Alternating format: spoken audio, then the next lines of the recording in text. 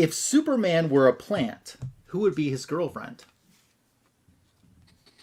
You'd think I'd know this, but I don't. Lois Lane. Well, Lois Lane. Joe.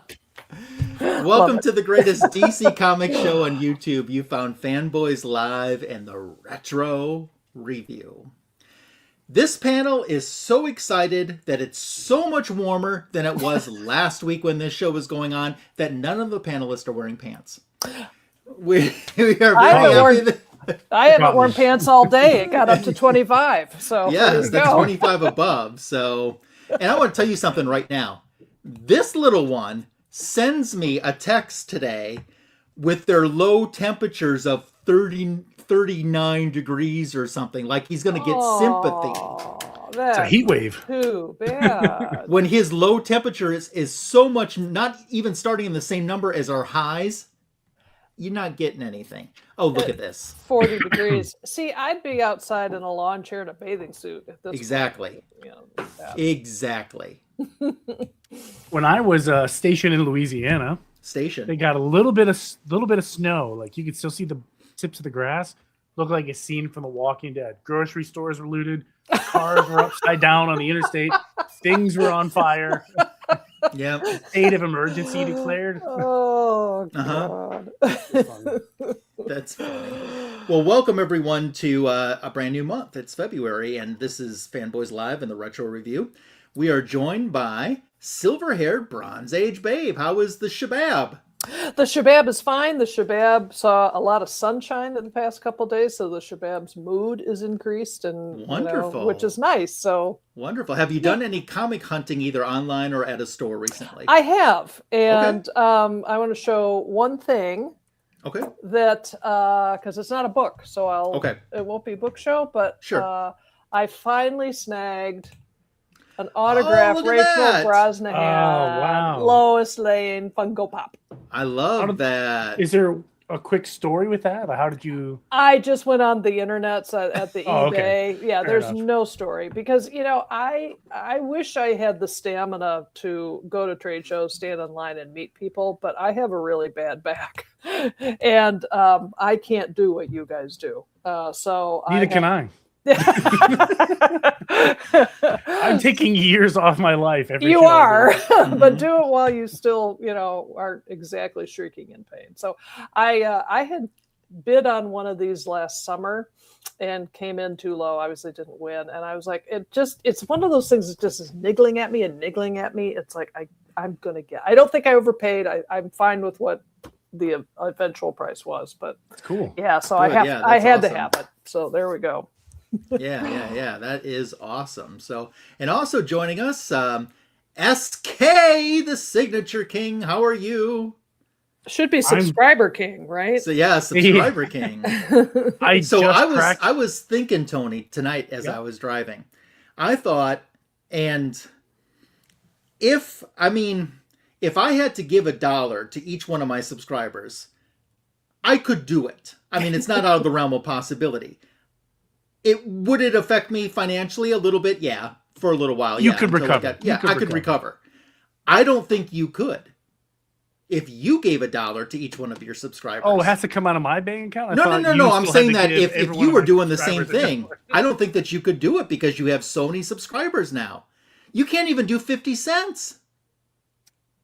Well, I could give everyone a penny. Yeah, you could do a penny. Well, maybe not. Are pennies around anymore? A nickel. What are you up to? Everyone a nickel. What are you up to now, sir? You cracked 11,000 today. I cracked 11,000. Wow. If projections are accurate, and they're not, but according to Social Blade, by the end of 2026, I should be just over 75,000.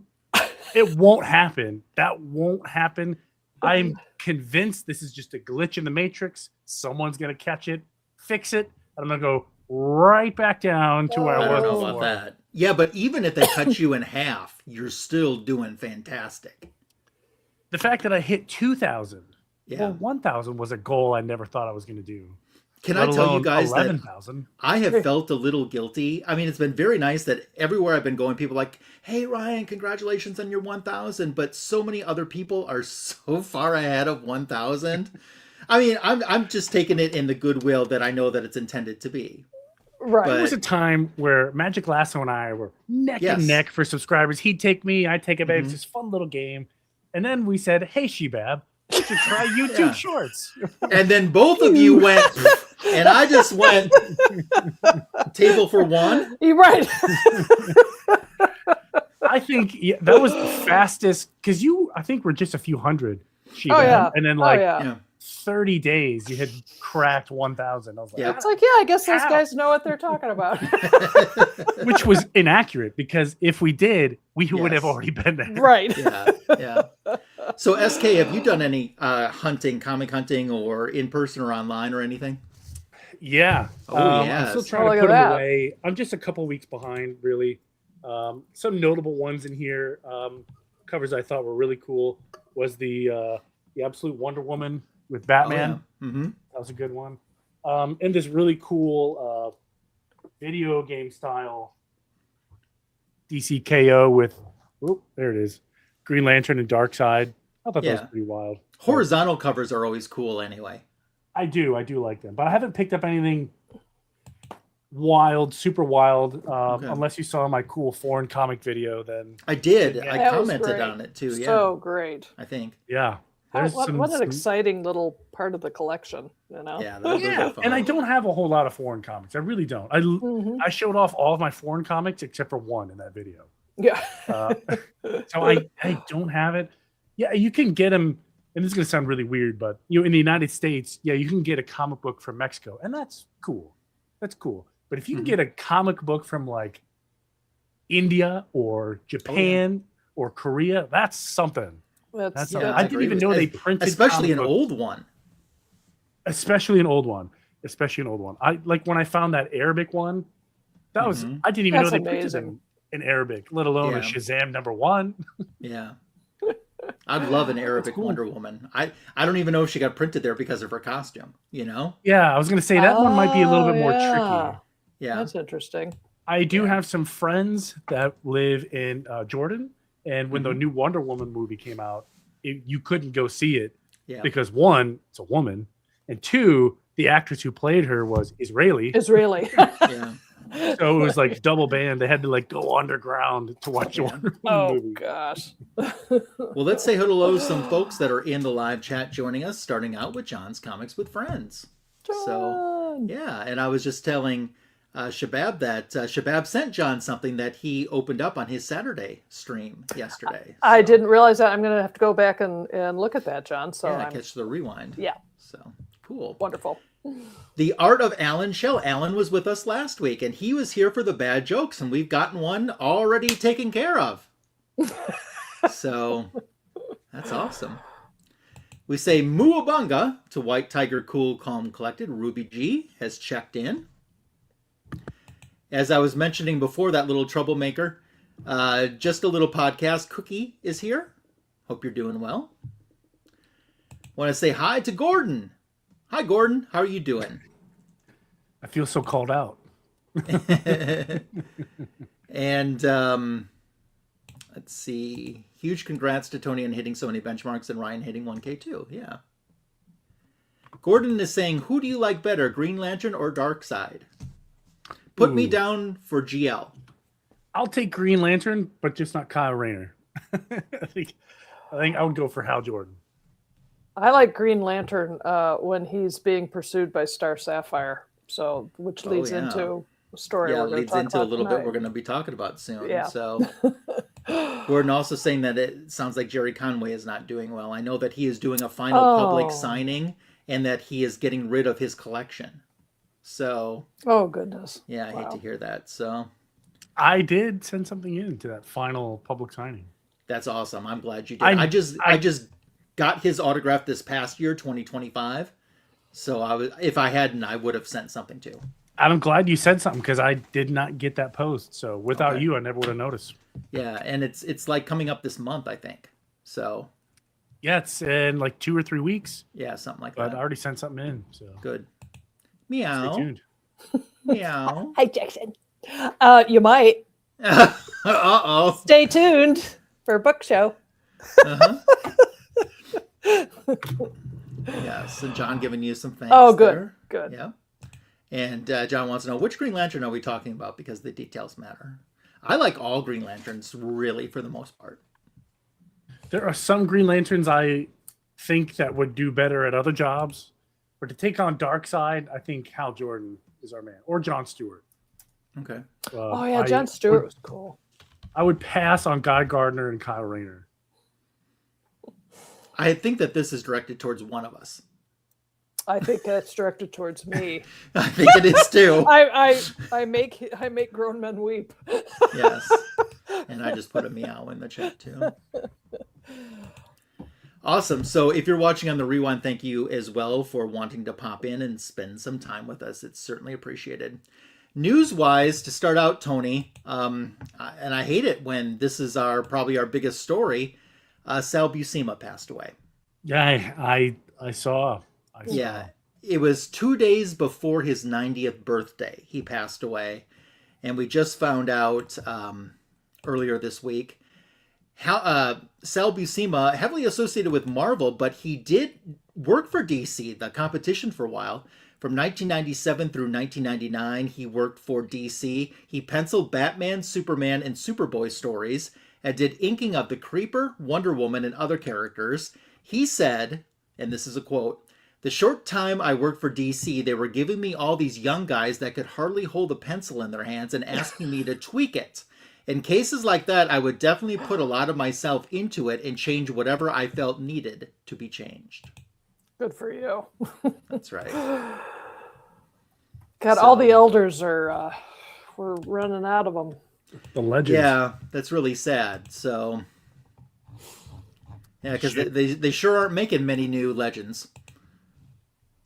No. Someone brought up a good really. point. Like, they're really having to look at, in terms of new writers and artists, and maybe this is a good thing. They're having to look at places they never really looked before. Mm-hmm. Back when comics were, huge, it was, someone here in the United States, and now they're looking at like places in Asia or, Latin America, South America, which is sure great because it gives us a different perspective on some of the art.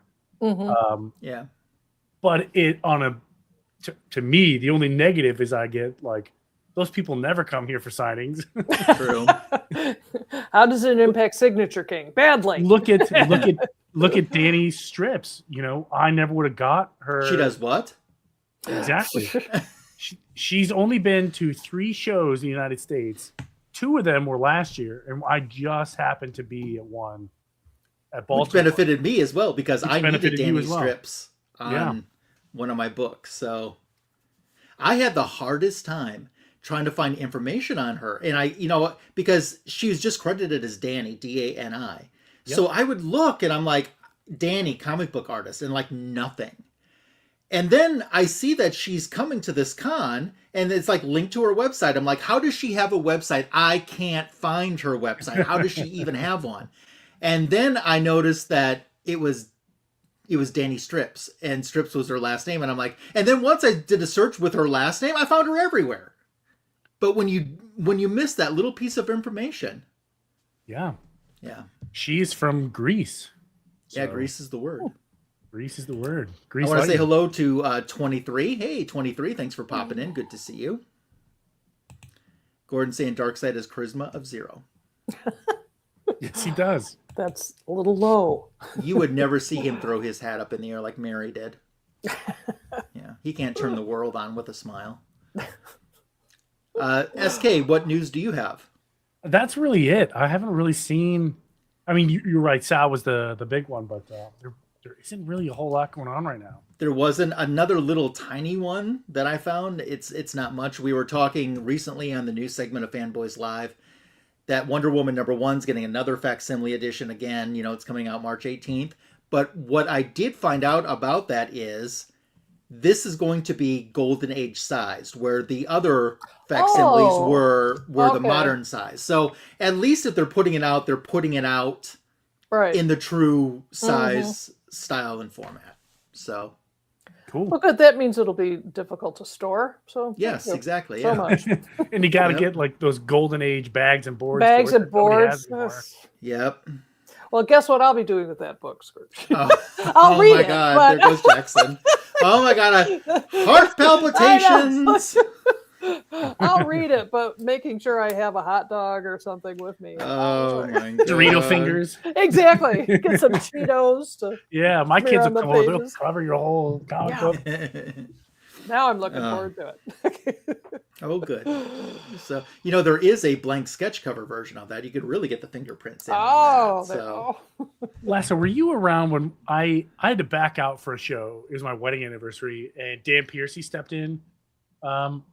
Maybe you weren't with the show. I don't think Maybe you were in so. the audience. But I certainly know Dan. Yeah, another great friend of the show. They were talking about Old Lady Harley. And I had filmed like a 2-minute review of it. And I said, this is my favorite part of the story. And I had highlighted some panel and I ripped it out to like touch it and talk about it. And then I threw the whole book on a log on fire. I remember watching that. I wasn't part of the show, but I watched it. It just reminded me, she's talking about getting Doritos fingers, and I chucked an entire omnibus on a fire. I was like, this sucks. Want to say hi to Seeking Superman and his secret identity. So Glenn has popped in. Hope that you're doing well.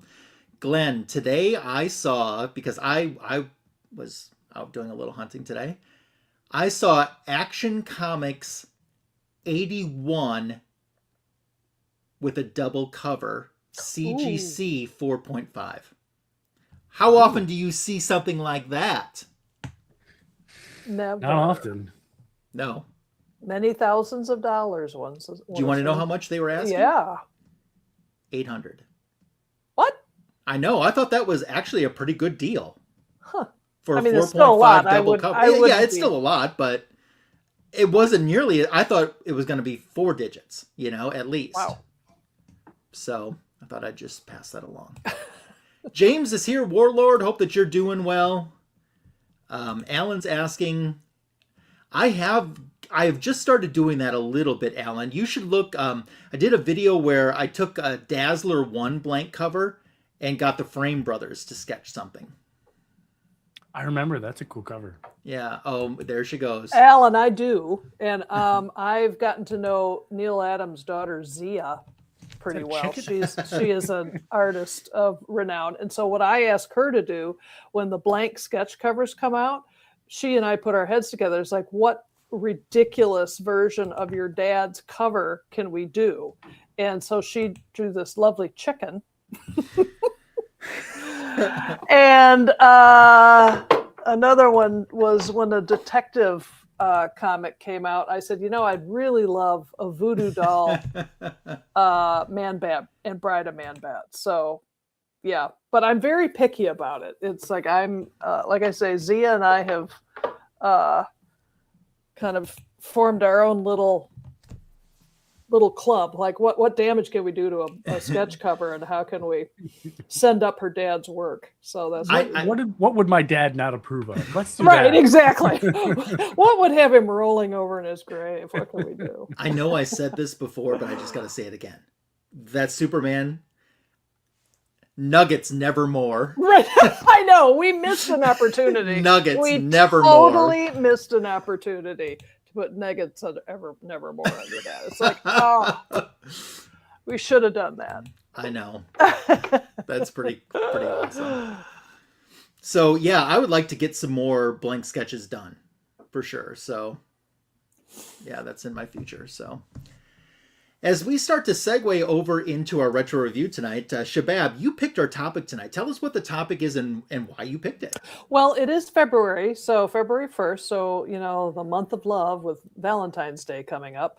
And there are a couple of favorite stories, Superman stories from the Bronze Age that I've always really gotten a kick out of. Superman's bad girlfriends. So I picked a couple here that I think this isn't anything heavy, deep, and real, but Bronze Age silliness all the way. So that's why. One of the ones that we're featuring tonight, the one we're going to start out with, is this issue with Star Sapphire. And let's talk about this cover for a minute. I mean, isn't it fantastic? This cover is pretty darn good. Yeah, I think the that book is considered a key in the Superman run, primarily. I mean, basically for that cover, because it's incredible. Yeah. My personal favorite about this cover, this particular one we're talking about, somebody took a Sharpie over here to the corner and wrote 12. 12. Oh, it must have been on sale. Or IZ, you know, or I'm IZ. Is this Superman? Eyes Superman. Eyes Superman. It's the German version. Eyes Kiss Boot. Yeah. So, Shabab, you have this in your collection, right? Oh, yeah. Oh, yeah. In fact, here it is now. Oh, let's see it. There it is now, without an is. Oh, look at that. It'd be funny if it had the 12 in the same. Wouldn't that be great? Or a 13. Yeah. 13 or an 11. You know? That's awesome. As long as it's not 6, 7 and make my kids freak out. I have a copy of this book in my collection. I didn't get it till maybe in the last year or two. So it's been a little more recent since I got my copy. Tony, do you have this one by chance in your collection? No, but I do have the first appearance of Starfire somewhere. Star Sapphire? Yeah. Yeah. Yep. That's cool. Well, I have to have it because, you know, my Superman collection, but also the tiny, tiny representation of Lois and Jimmy. So Lois is, oh, look who's there. How did he invade this? I'm here to help Tony out because not only do I have this book and not only do I love Nick Cardy, but it's kind of special copy. You got a double cover. Oh, yeah, baby. Dude. It's a double cover. It's in really good shape too, John. Wow. So there you go. I got enough for Tony and I. Wow. So, John, did you know that was double cover when you got it? I did. I got it off eBay, and they had really poorly written the description, so that the double cover element was kind of buried in the description, and nobody, I think, could notice. And I just started bidding. I got this book, I think, for less than $15. I think. Oh my gosh! Nice. Look at that. It's the only double cover I've got. But if it's going to be one, it's going to be this one. Kiss the boot, Superman. Because the boot Superman. Listen, I'll give you my address. You can A-OK it right on over. All right. I didn't want to interrupt too much, but Nick Cardy, gorgeous cover. Just had to. It is. Ladies and gentlemen. Does yours have a John's 12 on Comics it? with No, I Friends. don't think so. Bye. And he's gone. See, you never know who's going to pop in this show. It's like this new feature called Surprise! Talking about a surprise guest. I didn't even know it was happening. No, neither one of you knew it was happening. It's like, wait a minute. I barely knew it was happening. Tony and I are like, wait, are we getting replaced? Are we getting replaced? Thank God.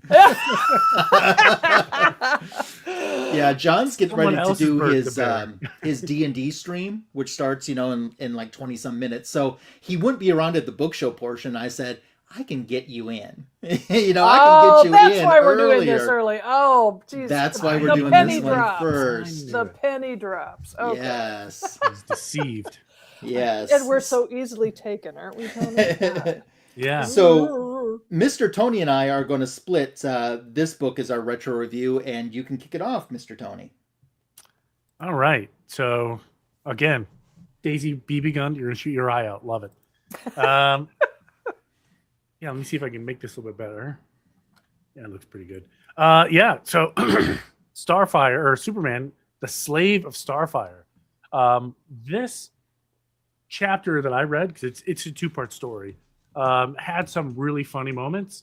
Thank you, sir. Yeah, had some really funny moments. I don't think they made it intentional. Which makes it funny. Those are my favorite ones. Yeah.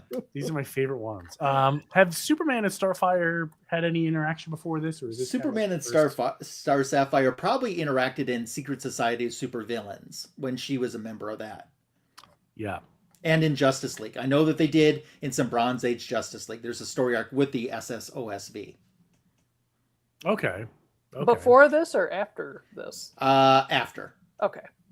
But this might be one of their first interactions. Yeah, I don't know the answer to that, but my gut says, first time. Yep. Yeah. So it kicks off here. They're looking at this big diamond, and it's on loan from someone in Coast City. Who knows who that could be? But Lois Lane is checking out this diamond with looks like to be a museum curator of some sort.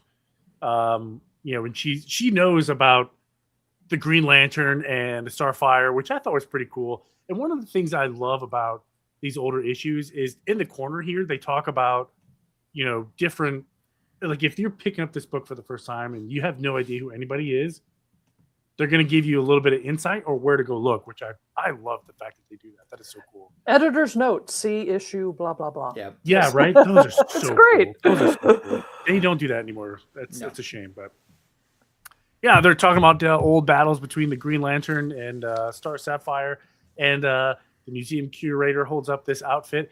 This is one of those parts that made me laugh. Holding up this outfit that says, "Oh, this is a replica, of course." And he's like, "Hey, Lois, why don't you try it on?" And she's like, "Yeah, you know what I mean? You bet. Give it here." She's trying it on. Just give it to me. I can't put it on any faster. And then, I don't know why in my mind, Lois Lane said, "Yeah, I'll try it on," and just undresses right in front of this guy in public. Just put on this costume. It was really funny. And we cut to Clark Kent in some sort of news helicopter. And this is also another really funny part. And they're doing a big flyover. And then Superman is able to see down with his Superman vision. They named him here, Max Fenton, a wanted criminal. And he's got dozens of exploding vials all over his chest. And it looks like he's about to blow himself up. So I don't know why this exists. In the helicopter, they have a chute ejector. You smash the glass, you press the button, and then your seat goes flying out the side of the helicopter. With the person you're sitting with. With the person you're sitting with. He could be sleeping. In fact, regardless if they wanted to go or not. Yeah. I forget. Yeah, the guy next to him was sleeping. Yeah. They got the little Z's around him, so he had no clue. He goes from sleeping to free falling out of the sky. And it's funny, the people in the helicopter are like, "Oh my, he's dead." He's dead. Mm-hmm. The chute ejector button. Why did he press the chute ejector button? First of all, why is it right here in the armrest? Easily knocked while you're having your drinks. Thank God you're not flying with my kids. That would have been ejected before the helicopter even took off. But yeah, he's somehow slept through it all, and he's landing. He's parachuting down, lands on the building, finally wakes up. Superman takes off, and he is at the Green Lantern Tavern. And here's an editor's note. Longtime readers will remember the Green Lantern Tavern first appeared October 1964. Action Comics, Superman's Rainbow Face. I don't know what that is, but I'm very curious now. They're at the Green Lantern Tavern. And the real Star Sapphire, Carol Ferris, love interest of Hal Jordan, is in the same helicopter watching this whole thing go down. She's thinking, it's the Green Lantern. It's the Green Lantern. Guy inside says, "I warn you, Superman, don't come any closer or you'll see a bunch of exploding bodies." And it's funny. Superman is thinking to his head, "I've measured the tavern's dimensions and calculated 4,554 cubic feet of airspace inside." Like, how? How did you do that? But all right. Carol Ferris is watching this whole thing, and then Superman does his greatest big bad wolf impression, huffs and puffs, and blows this tavern right down. And then we're interrupted by an ad. The guy inside is like, "That's impossible. How did you do that?" This is also a really funny moment for me. He's getting ready to blow himself up, but Superman takes off his cape, throws it at the guy, and he is trapped like a straitjacket. He can't do anything. from his cloth cape, but whatever. He says, "My cape is invulnerable, Max Fenton. That means it will shield any explosion within, no matter how powerful." Okay. Won't he still blow up? And then I keep like when I was thinking about this cape and what would happen if he somehow did manage to blow himself up, and I can't help but think of like cartoons, like if they swallow a bomb and they have like a little burp, you know what I mean? Like some smoke comes out. Will it just like sizzle out of his cape? I don't know. So Superman is able to stop this guy from blowing himself up and others. So he really saves the day. We're going to cut back to Lois Lane here. And this guy, the museum curator, notices, hey, the diamond is gone. Lois Lane must have this sapphire by accident. So I got to go track her down. We cut to Lois. She's leaving the museum or whatever. She links up with Clark Kent and she drops the package. Superman bends over Clark Kent bends over to pick it up and he sees, his X-ray vision. I can see it. Oh my gosh, that's the Star Sapphire costume. Like, there's no way Lois Lane is in Star Sapphire or is Star Sapphire. Meanwhile, we cut to Carol Ferris, who's hot on the trail here to catch up with Lois, and this was really confusing because Star Sapphire really doesn't have any powers without her power ring. And she says, my instincts tell me they're on the second floor. Like, is she a telepath now? Okay. Very convenient. Yeah, so in the plane, she could sense that her Star Sapphire was nearby. And it's like she's honing in on its location. Because in the plane, when Superman was fighting Max, she was seeing Superman fighting Green Lantern in her binoculars, in her eyes. That's what she thought was happening. She and instead of blending in, you know what I mean, she's making a scene by chucking everybody off the elevator instead of just riding it up to the second floor like a normal person. But it's funny. So she finally makes up to the second floor. We cut to Superman and Lois, and Superman is really infatuated with this outfit or costume. So there's a line here that's made me kind of giggle. Superman is using his X-ray vision on the desk, and it said, every reporter's office was recently equipped with an ultra-modern, fully electronic desk. That sounds complicated for a desk.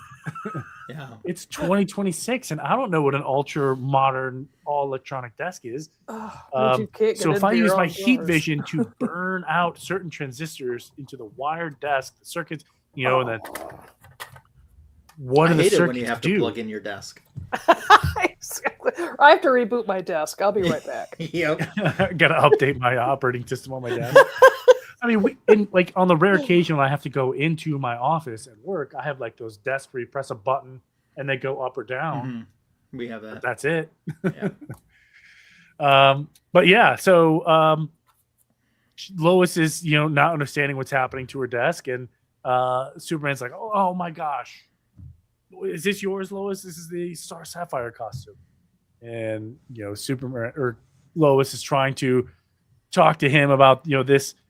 It's a replica. It's not like the real thing. It's a copy. The sapphire is fake. Well, turns out now this sapphire is starting to like do things. It's starting to float around the room, and it's zipping out of the room, down the hall, and into the hands of the actual Star Sapphire. Bing. And then we see our new not new, but Carol Ferris as the Star Sapphire. So I think that's the end. Yeah, that's the end of part 1. So now we're on part 2. So Clark goes after it and runs into the real Star Sapphire, and she wants Green Lantern's killer, which to her is Superman. What she doesn't know is Superman's literally right in front of her in her secret identity. She hurls this man who she doesn't know, it's Clark Kent. She hurls him back so much that had he not been a Superman, he would have been severely injured. He falls into the elevator chute and starts heading down. What happens is he breaks the cable. So there's people in the elevator that are starting to freak out. All of a sudden, they're free falling, and at least no one's around, so he can grab a hold of the cable that, got snapped when he fell in there and pull it back up, and those people can escape off of the elevator. And as you're about to see, they can't get off that elevator fast enough. So he kind of ties it in a little knot there, and it's like, I've got to deal with this. And on the next page, I love the layout of this next page, because while he's changing to Superman on the left-hand side, Star Sapphire's decided, well, the easiest way to get Superman's attention is just to create chaos. So she smashes the building, the windows in the Galaxy Broadcast building. This poor,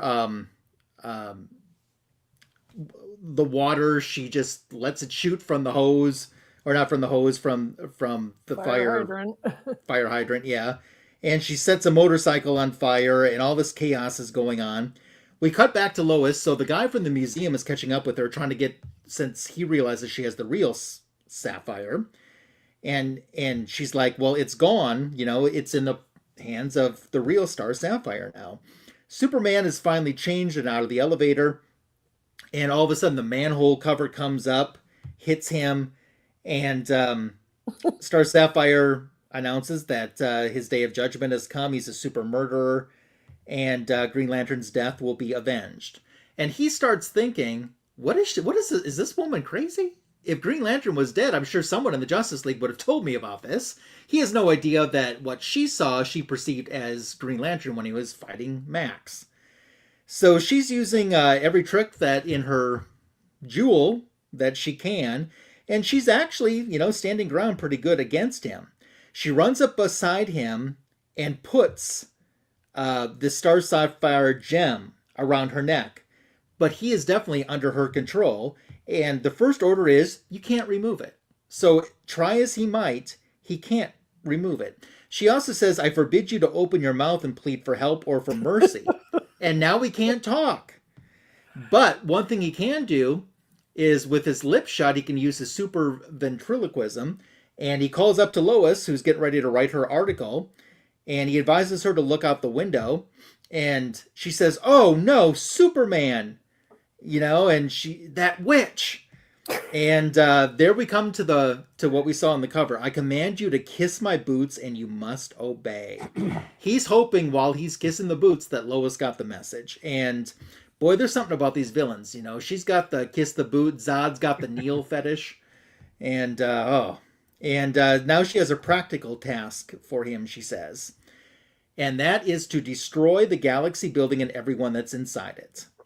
And he can't break the compelling hold that she has on him. So as he starts to fly to meet her command, there's another Star Sapphire waiting right there. And at first he's confused. Star Sapphire just left her behind me. And then she realizes someone is impersonating her. And the real Star Sapphire says, ignore her, Superman, destroy the building at once. But he stops. And the other Star Sapphire is claiming to be the real one and giving him orders. I command you to listen to me, to fly up straight in the air. And that's, what he does. And they realize that the real Star Sapphire realizes that Superman can't tell which Star Sapphire is which one. So that's why he's obeying the orders of pretty much any Star Sapphire. And the fake Star Sapphire, as we probably come to determine, is Lois in disguise. And she's realizing that the trap worked because flying upside down made the gem slip off of Superman's neck. And he's in control of himself again. So now the real Star Sapphire has realized this and that she's been tricked and escape is her only alternative. And she must direct the stone back to her. She gets it in her hands and disappears right when Superman's about to land and capture her. So fake Star Sapphire, which is Lois, runs over. Oh, Superman, I'm so happy to see you. I was so worried. And he says, well, if it isn't my so-called female ally. And he's like, thanks for the assist, Lois. Very clever of you to dramatically appear in a replica of Star Sapphire's uniform. It saved my life, all of our lives. And she says, but whatever you do, please don't tell Clark Kent. He already accused me of being Star Sapphire. All he has to do is see me like this, and I'll never hear the end of it. And Soup says, I promise, Lois, he'll never hear it from me. And then we cut over to the epilogue, and the next day we see Carol Ferris, who is completely removed from the Star Sapphire persona.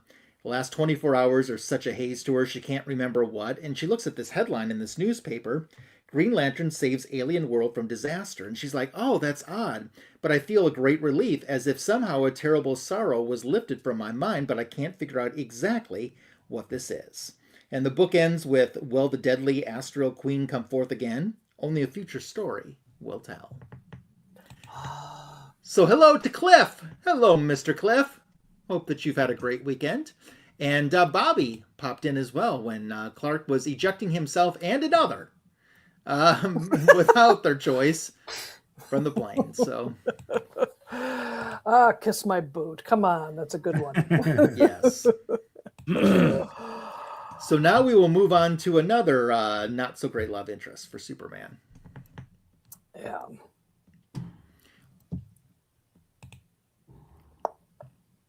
Is that? I don't think that's the right one. No. 239? 243. Oh, 243. Okay. Yeah. In my defense, it says 239. Sorry. That's okay. Oops. 243? Yep. 243. Coming right up. This Boom. one.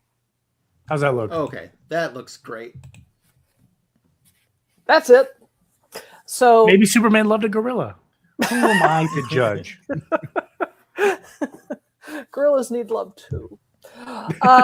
This story is this is from 1971, and as you can see, that is a very famous Neal Adams cover. And the story itself is by Cary Bates, who wrote The Starry-Eyed Siren of Space. And we start with Superman on his way back to Earth when a supernova sends him off course, and he ends up at a mysterious planet. And he is, there we go, and there he is compelled, again, I'm just compelled, I don't know why, to plow through the planet's surface. And he finds a brain encased in kind of a triangular CGC holder. The brain's name is Kond, and Kond can absorb knowledge and powers, including Superman's. But what Kond doesn't have is a girlfriend. His gal Rija cracked herself out of the slab and got out of the case and hit the surface because basically she was bored exchanging deep thoughts all day with Kond. And as it turns out, a passing spaceship had introduced her to a humanoid body and sensations thereof. And she's like, well, I want some of that. That feels darn nice. So Kond tells Superman on a really nifty, the next page there, I think, Tony, and there's a really nifty panel there wherein Kond says, I know that Earth has a lot of problems that you can't solve on your own. You've got pollution, you've got disease, you've got violence and starvation. So in exchange for getting my girlfriend Rija back, I will help you solve those problems. But Superman can't be bribed because that's not what he's about. But he agrees to help him find his gal pal and heads to the surface to do so. So back on the surface, he sees the lovely Rija, who is in the process of being chased by a dinosaur skeleton. And so he swoops Rija to safety and then spends like a page and a half fighting a indestructible dinosaur skeleton until he finally decides, you know what I got to do? I got to hurl this thing into space. And so he finally chucks it into space. And then he's I got to get back to Rija and persuade her to go back home. So he returns to Rija, who has taken the form of a starry-eyed siren of space. She lays eyes on Superman and says, "Ho, a male! You are the first man I have ever looked upon face to face, and I must confess, I like what I see." So Superman thinks to himself, well, the Starry-Eyed Sirens are reputed to be irresistible to all men, and Superman is no exception. They possess magical radiance that overwhelms even the strongest willpower. I'm already starting to feel its effects. In an effort to divert his tingling loins, he asks her about the skeleton, and she says, well, I'd be dead, no doubt, but even so, it was exciting to experience the thrill of sudden fear, accelerating my body metabolism. But now that you're here, I'm experiencing another sensation, even more enjoyable. The pulse of my circulatory system is speeding up. My skin is being warmed by a tingling feeling. And Superman thinks, and a flood of desire is flowing into me. And then he says he can't resist her and lays a big smackaroo. And then, but meanwhile, down the center of the planet, Kond is extraordinarily jealous, and so he decides that. So he's like, you know what? I got to get out of this little encapsulated thing. I got to get out of here. So meanwhile, Cal and Rija are up at the top of the planet making plans to leave said planet. And while they're doing that, Superman suddenly is sent flying by none other than Kond, who has created himself in the likeness of Cal. And he says, that is not all, Superman. Through my super mental abilities are rapidly fading in this solid form, I can easily eliminate you. Your punishment for trying to run off with my girlfriend. So suddenly, Superman is reeling over in agony, and Kond says, I can will you into a dead man merely by making you think you're dying. So you shall. So Superman is left gasping on the ground, and Kond races off to Rija, and Superman is watching from afar as Rija tells the Kond Superman, who she thinks is the real Superman, that she wasn't really going to leave him. She just wanted Kond to, quote, I hoped it would make him man enough to come after me, but instead I've lost him. Oh, I wish I were dead. And suddenly an electrified blob appears, and Superman realizes that Rija has actually willed it into existence. Evidently, Rija's subconscious still possesses her power of mind over matter, and since she's the dominant one of the duo, Kond's brain isn't powerful enough to erase her deadly creations. So Kond, though, is left to try and beat the electrified blob, and he's having no luck whatsoever. But because he's busy doing that, the real Superman can actually realize this, I can move. His concentration is elsewhere, so I can get up and take care of business. So Kond Superman has lost the battle against the blob, but the real Superman is able to move. Superman reaches the pair, creates a temporary vacuum around Rija's head, basically killing her, which is what his plan was, and makes her wish come true. So she is now dead. The blob vanishes because that was her wish. And Soup says, that's no problem. I can revive you. And quickly, super sensitive hands and expert knowledge combine for a life-restoring effort. But it's actually Kond doing the reviving, and Superman thinks to himself, well, he's reviving her heart with a dose of x-rays and artificial respiration, just as I was going to do. It's as if he read my mind. So she's saved, and Rita and Kond decide to stay topside in their brand new bodies, and Soups is a man of his word. He gives the magic potion to solve all of Earth's problems because, hey, a deal's a deal. Superman flies back to Earth, but when he gets to Earth, he realizes that it's millions of years in the past. And he's like, oh, shoot, remember when I got knocked off course? Boy, did I get knocked off course. So he has to travel at super speed, but it's simple because he's Superman. He breaks through the time barrier into 1971. But he realizes that the flasks of the magic potion that are supposed to solve all the problems of the world have crystallized due to the stresses of time travel. Earth's great hope and mine for a normal life are gone. For a while, I lived in a fool's paradise, but it's back to reality now, Yep, I just spotted a breakout at Metropolis Penitentiary. It's a job for Superman. And so ends the Starry-Eyed Siren. All right. There we go. Okay, our thoughts about these two issues tonight. Sisters are doing it for themselves, you know.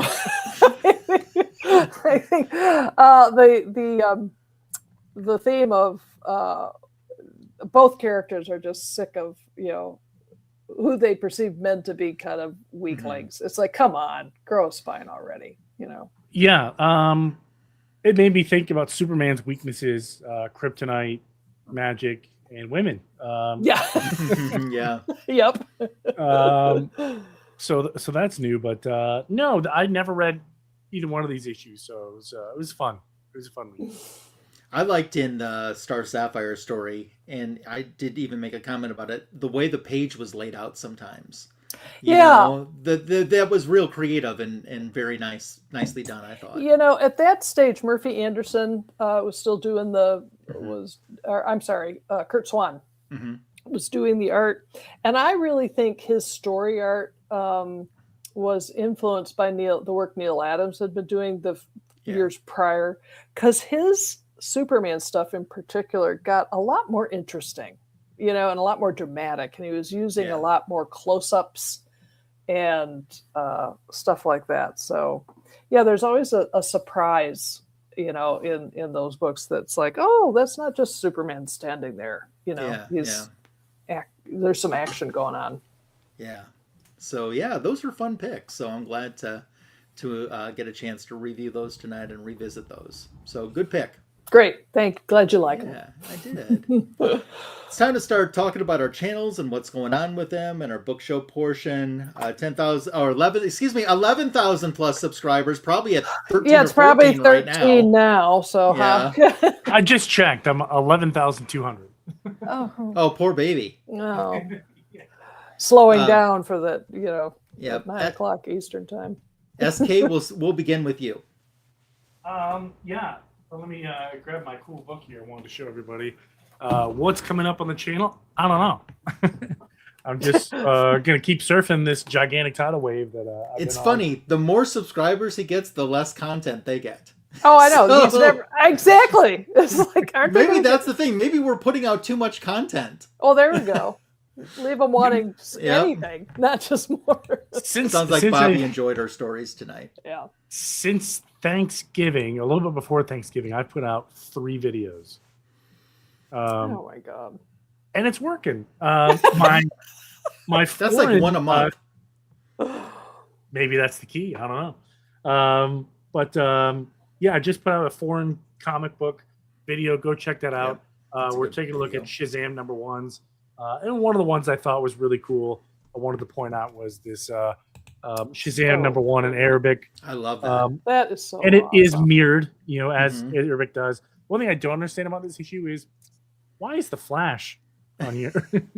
Oh, maybe he's more popular. Maybe he is. So one thing I want to show you here, if I can open it up here, is the inside is... I mean, there's a lot of things that are really different about this, but one thing that's really different for sure, I think you guys would get a kick out of it. So,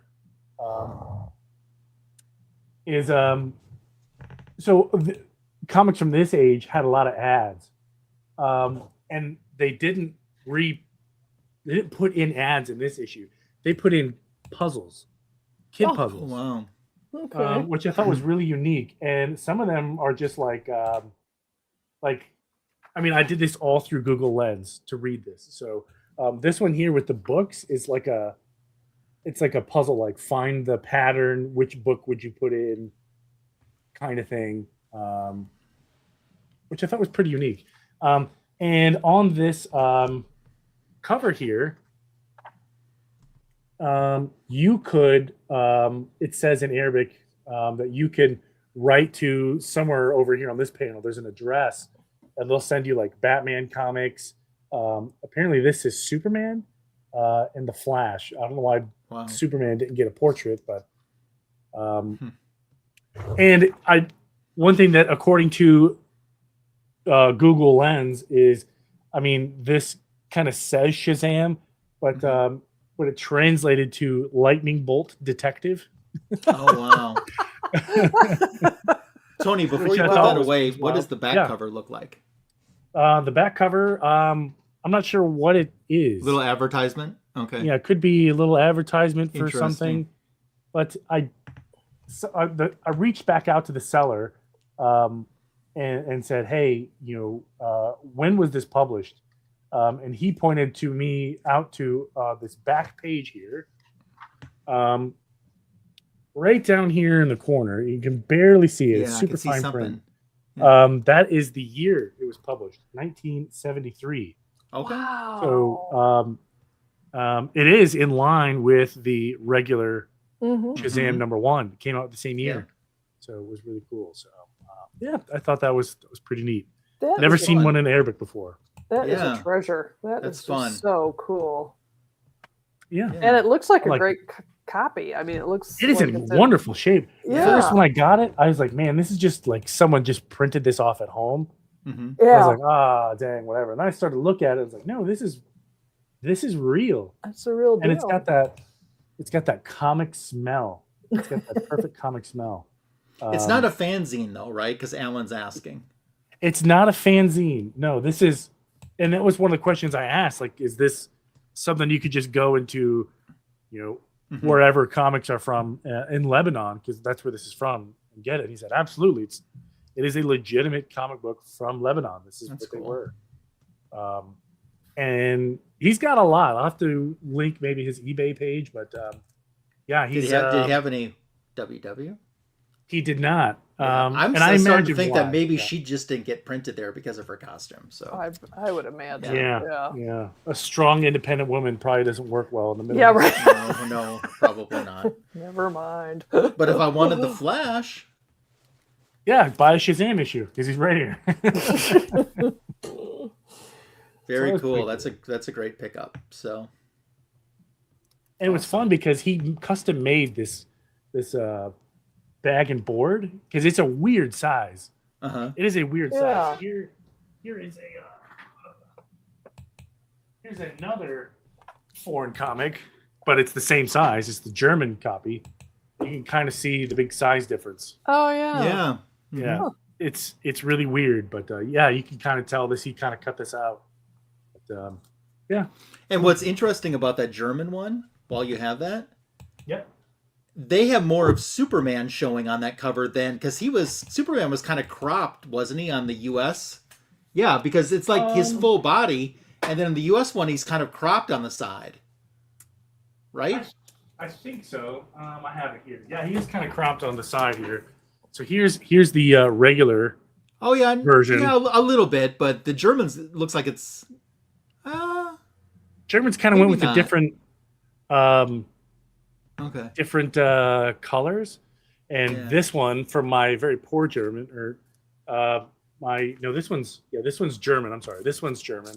Yeah, this one is Swedish, but the Swedish one, which is this one, says new issue, and Shazam does translate obviously to Shazam, but it this one came out in 1974.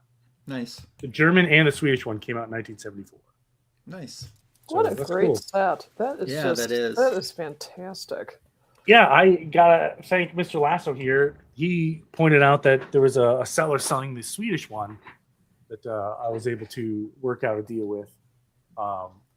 It was very fast shipping, which was weird, coming all the way from Sweden. I mean, that one came from Sweden, international shipping. So. Lightning fast. It did. It came in like 5 days. Wow, 5 days. It took that long for me to get something to John in California. So it was weird. I was tracking it because it came via UPS, and I was tracking it.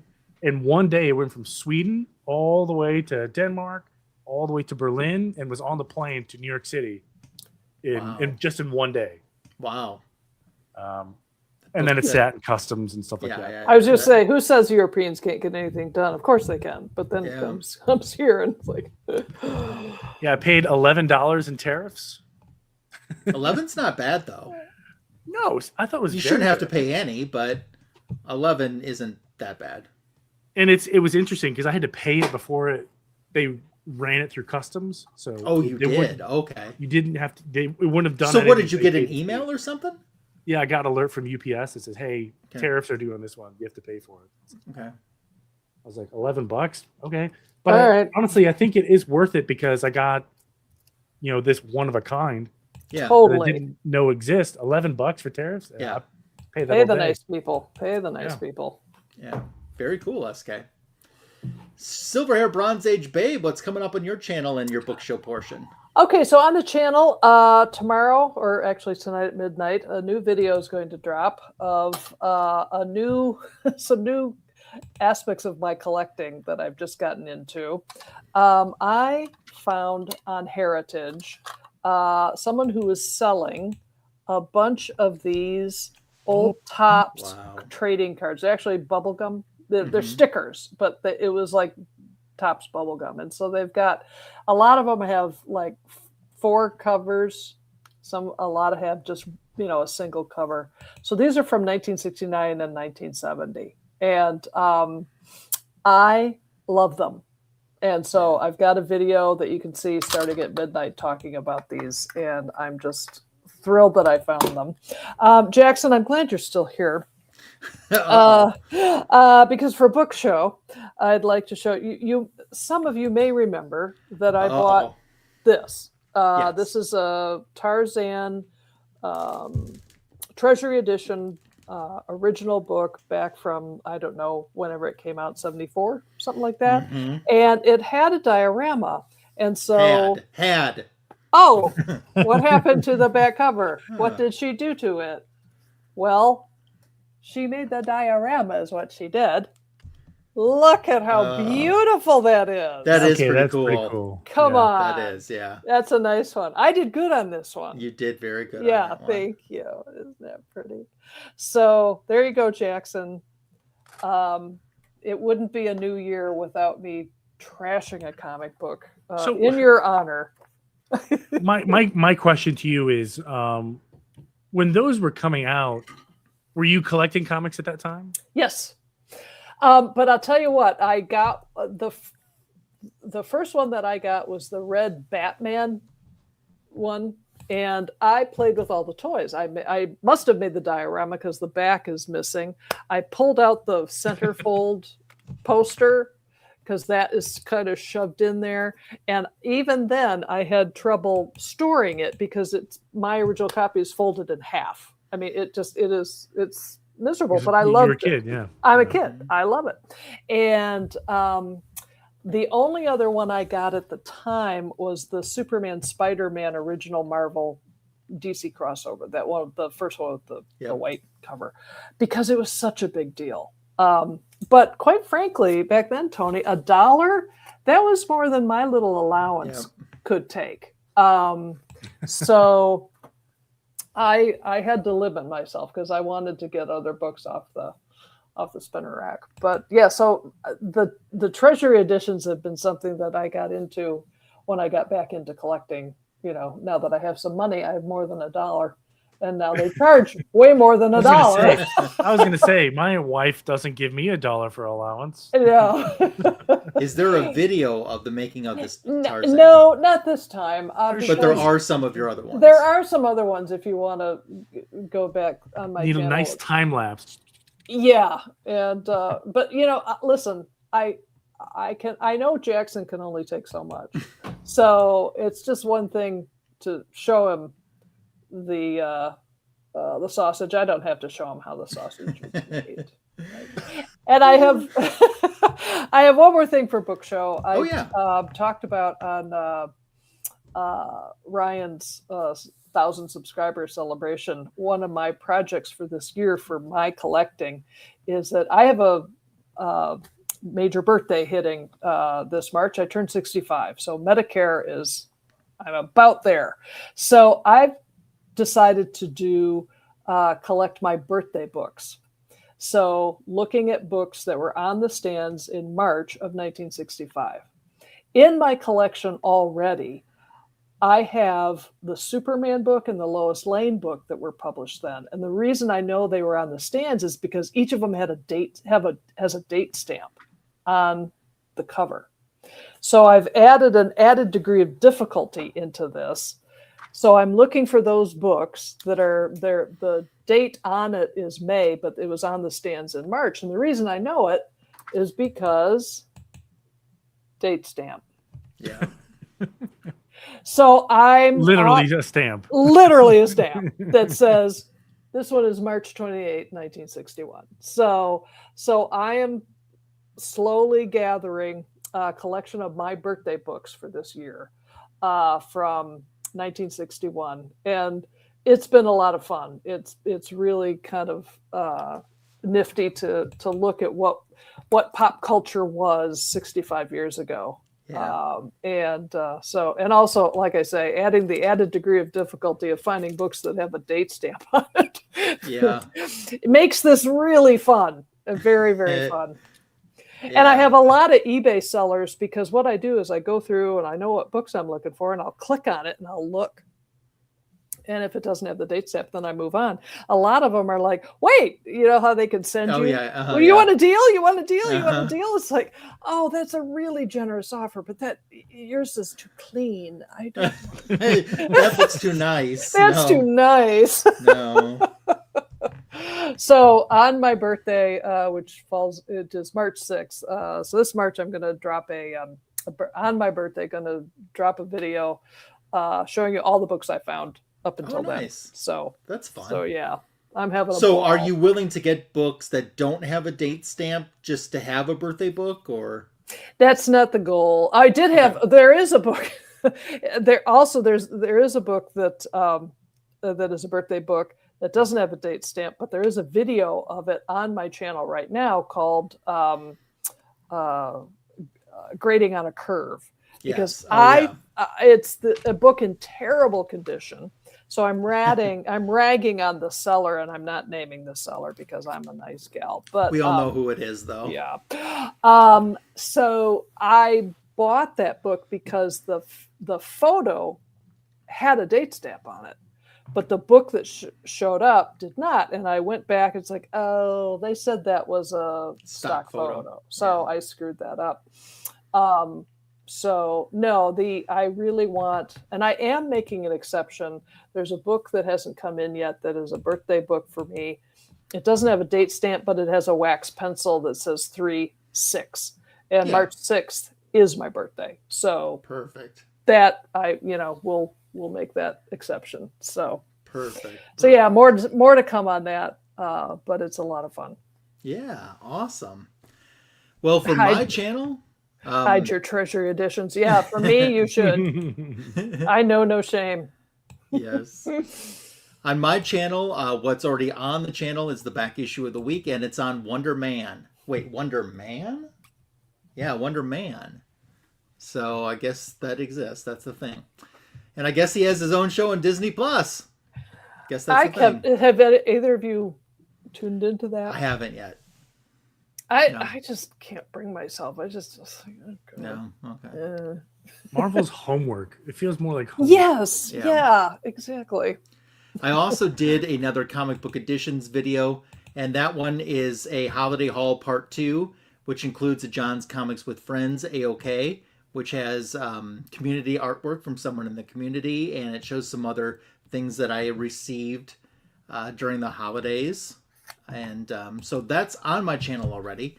What's coming up on the channel is another back issue of the week. YouTube short drops tomorrow celebrating Black History Month. And it's, I'll just go ahead and say it. It's going to be Black Lightning. Because I'm working on volume 1, and I'm really enjoying that book. And I picked this story. For those that don't know, Hanna-Barbera really purposely screwed over Tony Isabella, the creator of Black Lightning, by putting a character in Super Friends called Black Vulcan, which is pretty much the exact same character, but they don't have to pay royalties then because they created him. Well, Tony Isabella wrote a little story back to them, and that is the back issue of the week, featuring a character named Barbara Hannah. So So you can tune into that. I get it. Coming up tomorrow. I have Comic Book Editions 270 dropping on Tuesday afternoon. It's my final 2025 holiday haul. It's unboxing from Mr. Fridge Art.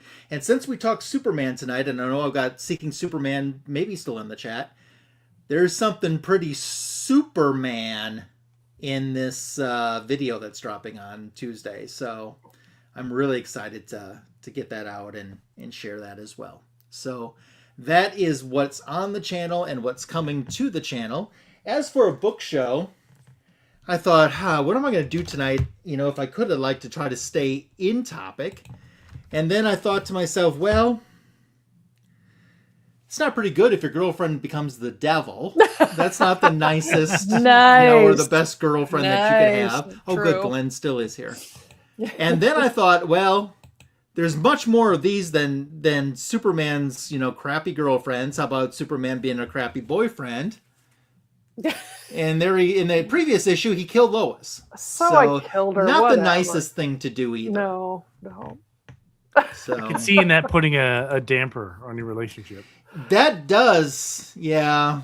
It isn't the... It's not the greatest. It's a little bit of a red flag, A little bit, so... Kind of a red flag, you're right. Yeah, I mean, 800 numbers were created because of... Oh, Sorry, that was me. Oh, boom. But that's not funny. That actually, seriously, is not funny. So Are you... that was bad. Is your Lois Lane collection continuing, or have you reached your goal of... I have not reached the goal, and I'm collecting backwards. And I definitely want to do... I think I want to do 100 to the end for sure. Yeah. And in doing that, I'm missing maybe about 6-ish right now. So that's not too bad. Yeah, that's doable. Not too bad. And then once I get 100 to the end, I want to start going back 90 to the end. And if I do that, then I want to do 80 to the end. Because starting up in like the 60s, there's some amazing covers on that Lois Lane book, You're telling me. Really good covers. So Oh, yeah. I just want to make sure that I have those in my collection. So Yeah. that's kind of what I'm thinking of. Wonderful. And if you want to share a cover with us as your own at-home book show, you can do so on Instagram. Use the hashtag FanboysLive and the Retro Review. So, Shabab, I have one more question for you that I meant to ask when you were doing your book show. Now that you've done the dioramas, I said dioramas, Jackson. Now that you've done those on an original book, a facsimile book, and a facsimile foil, do you have a preference out of the three? Original. All the way. You like the original? Original because it's a bigger heart attack inducer for Jackson? It is. It's okay. You are throwing such caution to the wind. It's like, sure, the cover price is $1, but actually no, it costs more and it smells different. And it does.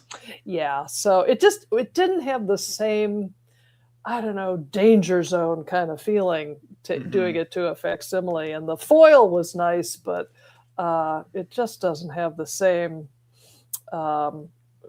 bad girl feeling as ripping up an original. Gotcha. Completely understand. So, and it made, and I had sold off a bunch of my treasuries that I had gotten like last couple years ago. I sold a bunch off. I don't think I sold very many that had dioramas on them. Okay. Because of course, the minute I sold them, I'm like, oh golly, you know what I mean? You always do that, right? It's like I got rid of it. It's like, oh, shit. Well, I have some of your treasuries, so they have back covers on them. So yeah.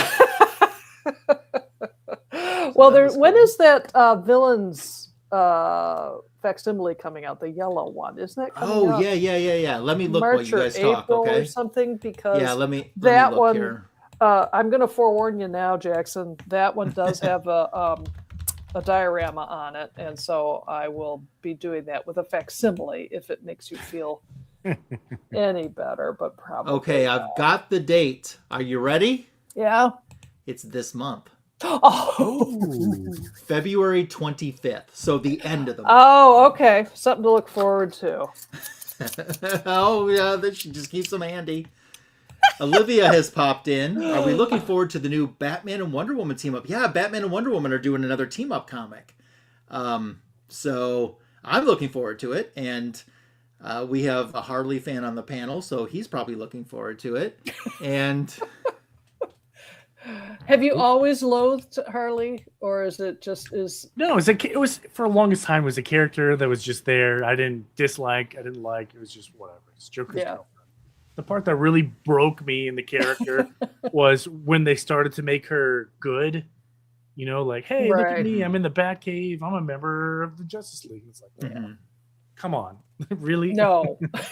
Yeah, this is so stupid. And if you notice, they're starting to do that a lot now with characters that are like, well, they're not so bad. The anti-hero. Yeah. They're more good than evil. They did with Black Adam. Mm-hmm. Why? He's Black Adam. Yeah. If you're going to be bad, be bad. Yeah, Black Adam kills people. I don't like you. Dead. Yeah. I don't get it. Good to know. What can you do? What can you do? So next week for our show, it is the hardest show to get a guest for because there's like something on TV next Sunday night. Oh, it's the Super Bowl. The Hooper game, yeah. The Hooper but game. Guess what? We have a guest. And guess what?